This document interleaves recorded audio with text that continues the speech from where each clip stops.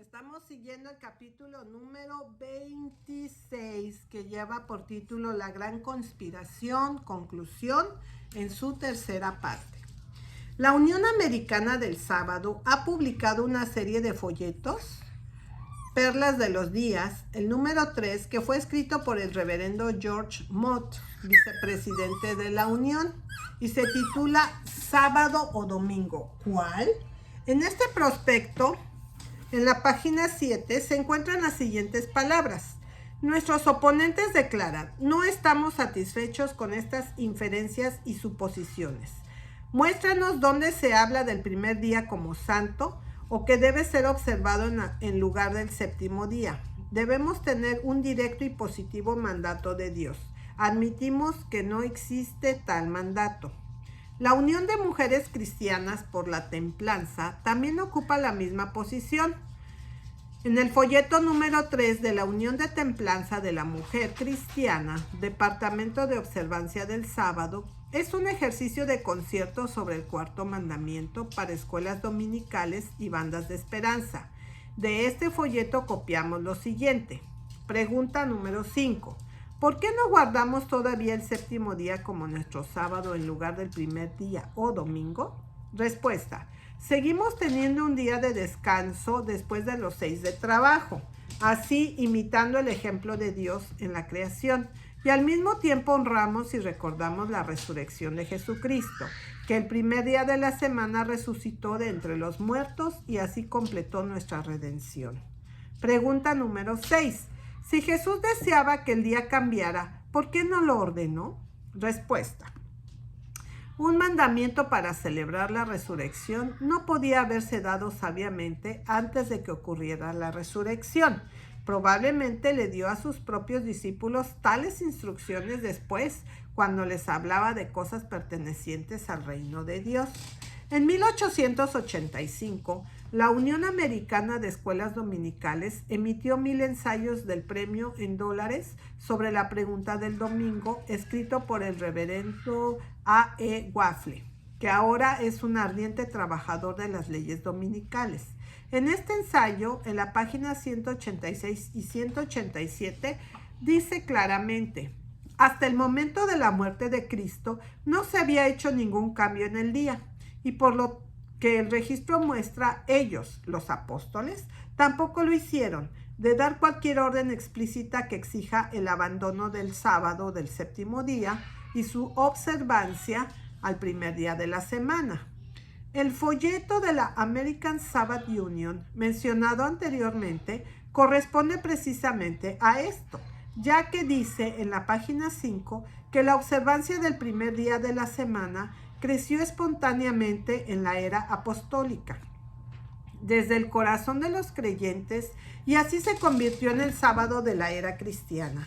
Y esto, junto con otras cosas, lo dice el mismo documento, páginas 6 y 7, para proporcionar una presunción confiable que, durante los años siguientes a la resurrección, el primer día de la semana se observaba de manera religiosa. Y el doctor Herrick Johnson, hablando en el nombre de toda la combinación ante el Comité del Senado de los Estados Unidos, el 13 de diciembre de 1888, confirmó estas declaraciones en las siguientes palabras. Señor Johnson, creo que nadie que acepta la Biblia duda que hay un día de cada 7 para ser observado como un día de descanso. Director, ¿podría declarar la autoridad? Señor Johnson, acuérdate del día de reposo para santificarlo. 6 días trabajarás y harás todo tu trabajo. Director, ¿hay algún otro? Señor Johnson, hay referencias a esta ley en toda la Biblia. Director, ¿ahora vienes y cambias ese día de reposo a que el Señor se refiere? Señor Johnson, lo que sostenemos fue cambiado por el Señor mismo. Director, ¿cuándo hizo eso y en qué idioma? Señor Johnson, hubo una reunión de adoración el primer día de la semana, el día en que el Señor resucitó, y 7 días después. Entre paréntesis, no existe tal declaración en la Biblia. Hubo otra reunión con el mismo propósito y se conoce como el Día del Señor. Director, después del cambio. Señor Johnson, sí, señor, después del cambio. Director, ¿se basa entonces en 2 o 3 días observados como días de adoración religiosa después de la resurrección? Señor Johnson, sí, señor. Tales son las declaraciones oficiales de estas organizaciones, del origen y la base de la observancia del domingo. Y en cuanto a la autoridad para ellos, son igualmente explícitos. Reverendo George Eliot, pastor 1888 a 1890, de la Fundación Iglesia Metodista Episcopal Washington, D.C., es representante del movimiento. Apareció 2 veces ante los comités del Congreso como tal representante. En 1884, él escribió un ensayo sobre la cuestión del domingo que se llevó un premio de $500. El ensayo titulado The Abiding Sabbath es emitido por la American Tract Society y es recomendado en todas partes por la Unión de la Temperancia de la Mujer Cristiana. De este libro, página 184, es la siguiente declaración. No es difícil dar cuenta del completo silencio del Nuevo Testamento en cuanto a cualquier mandamiento explícito para el sábado o reglas definidas para su observancia, por lo que haya que preocuparse. Las condiciones bajo las cuales la Iglesia cristiana primitiva que existió no fue favorable para su anuncio. La iglesia primitiva era una minoría en lucha compuesta por las personas más pobres. No podría haber instituido el sábado cristiano en todo el sentido de su fuerza. Las influencias dominantes del gobierno y la sociedad estaban en contra de ellos. Y como las influencias dominantes del gobierno y la sociedad se volvieron a favor del domingo, para que pudiera ser y fue instituido en toda su fuerza de significado. El siguiente extracto de las páginas 213 y 228 del mismo libro claramente muestra lo siguiente.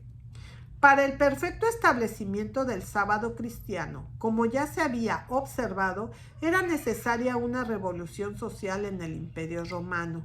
La Iglesia naciente, en su lucha por la persecución y martirio, no tuvo el poder ni siquiera para guardar el día del Señor perfectamente en sí misma.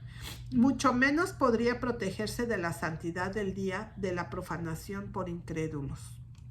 Debemos esperar, por tanto, encontrar la institución profundizando en la sociedad y en la historia y convertirse en una ordenanza bien definida en el mismo momento en que el cristianismo se convirtió en un poder, que tal fue el caso. Los hechos lo confirman plenamente. Desde los registros de la iglesia primitiva y las obras de los padres cristianos, se puede ver claramente el crecimiento de la institución que culmina en el famoso edicto de Constantino, cuando el cristianismo se convirtió en la religión establecida del imperio.